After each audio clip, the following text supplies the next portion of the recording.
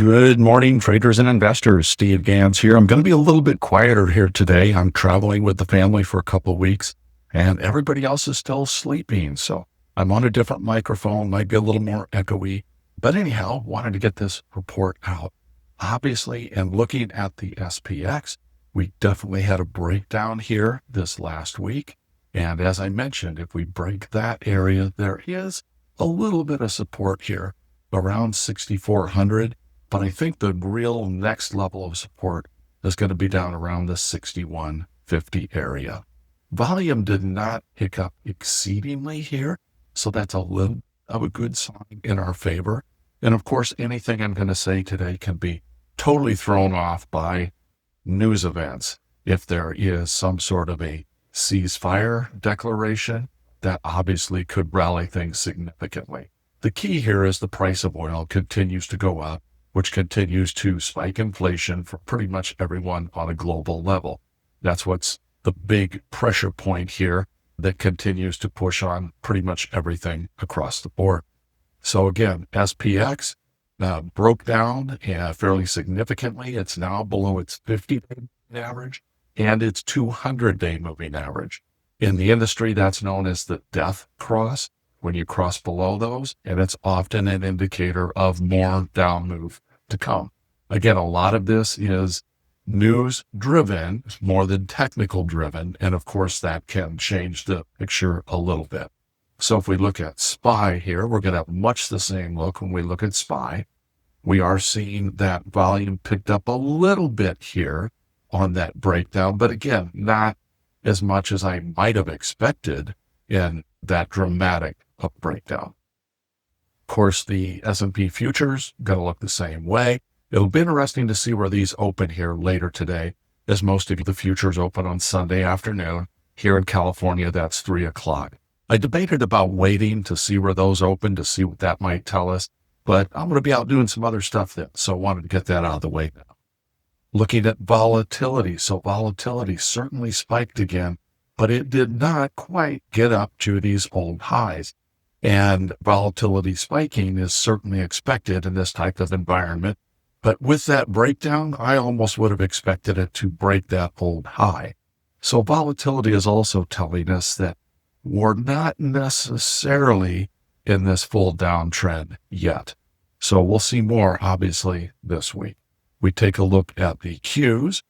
Similar story here in the Qs. They broke down below this level up here that I had been looking at, and they broke down rather aggressively. And the next line I'd have on the Qs would probably be there in that 550 and then down here to about the 540 range. So that's where I'm going to be looking for the Qs to potentially hold. Their volume is a little bit increased though, so they're looking a little bit weaker in my mind than the SPY and the SPX has. So let's look at the volatility here on the Qs, and that is right up here at those old highs. So the NASDAQ index or the Qs is certainly taking more pressure here than the SPY, and probably more pressure than IWM. Haven't actually looked at that yet, but let's take a look at the Russell here.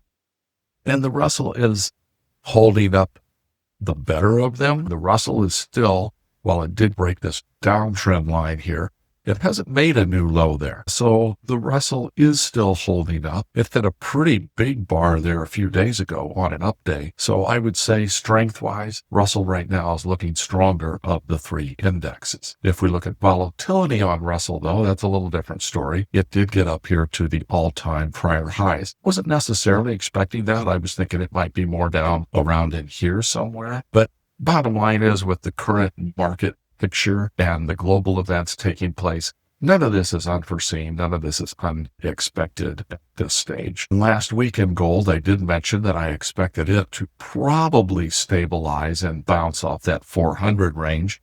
So I came out with a paper trade that I share in the YouTube channel to consider maybe a put spread at that range. And that thing's doing well. I did actually a put spread. And then on the upper side, I did a call spread up there at around 420, making an unbalanced iron condor. You can go back and look at that video. That trade's doing fine. It's right in the middle of the tent, which is what I want. It's going to decay there. I'll keep an eye on that later this week and maybe come up with any adjustments or changes to that. Now, one of the other questions I'm getting a lot of from people is, as I've designed a trade called the Flyagonal, and it's done extremely well this year.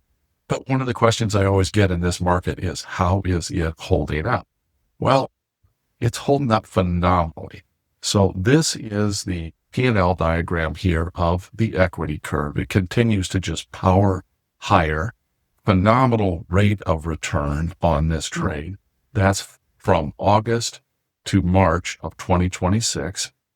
That equates to about a 280% annualized return, 73 total trades, 69 of them are winners, profit factor just under 7, which is phenomenal. Profit factor of over 1 means it's a winning strategy. I've never seen in my 30 plus years of trading a profit factor this high. My average days in trade is 5.2. So the average days in trade is actually dropping with this volatility, which is a great thing.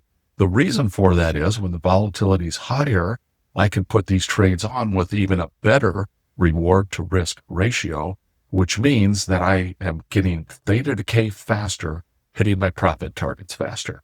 So far, 73% of the trades have not required adjusting, but it is important to know how to adjust them when you need to. That's a critical piece of this puzzle.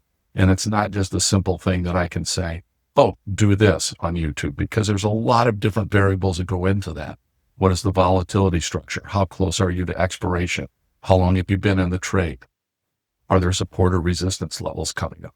All these different things come into play to help decide which of 3 or 4 up adjustments or 3 or 4 down adjustments are going to be most appropriate for your trade.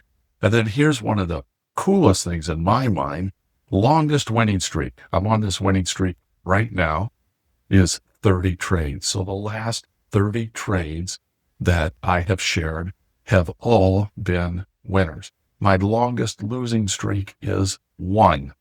And this is weeks of winning trades.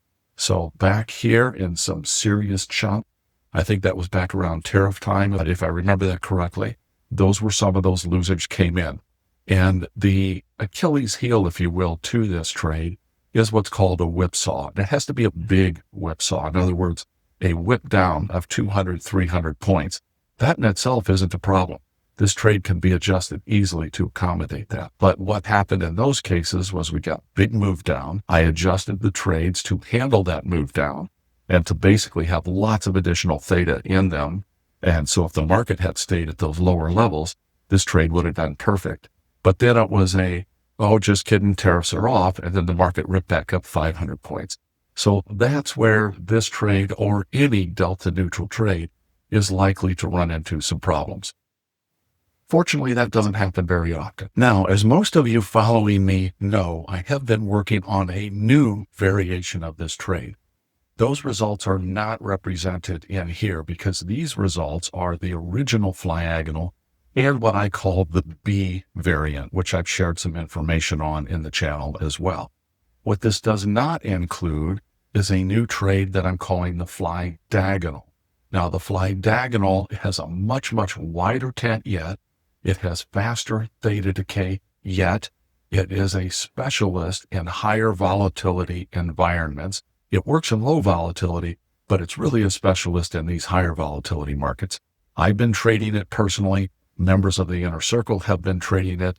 In my personal experience, 42 trades, not a single loser yet, and very few adjustments. Fewer adjustments than the original Flyagonal. Now, as I have my deep dive course on the Flyagonal, I am in the process of updating that course right now with this new content. I plan to put that out, the new content, on April 1st. At that time, the price of the course is going to be going up. So if you own it before then, anyone that's bought any of my courses all the way back to 3 years ago, anytime I do an update, it gets automatically updated to that course material. But again, if you don't buy before April 1st, the price is going to go up. You'll still get the new materials if you buy after April 1st, but it'll be at a higher price. So bottom line is, get either one of those 2 courses. There's 2 paths there. One is called the Flyagonal Strategy Path, and that one is designed to take traders from what is a put, what is a call, all the way through to the Flyagonal in a 90-day period. The other one is the Flyagonal Focus Pack, a little less expensive, but it also does not contain all of that foundational data of how to trade a butterfly, how to trade a calendar in diagonal. If you already know those things, then the Flyagonal Focus Pack is your path.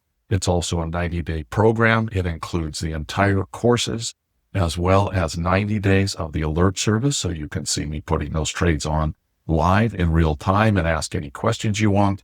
And it also includes 90 days of the software Option Trader's Assistant, assuming you're not already a customer of theirs. And that software makes managing these complex trades so much easier. So anyhow, if you're interested in that, I'll put links in the description down below. Check them out. Thanks so much, everyone. Take care. We'll see you next week.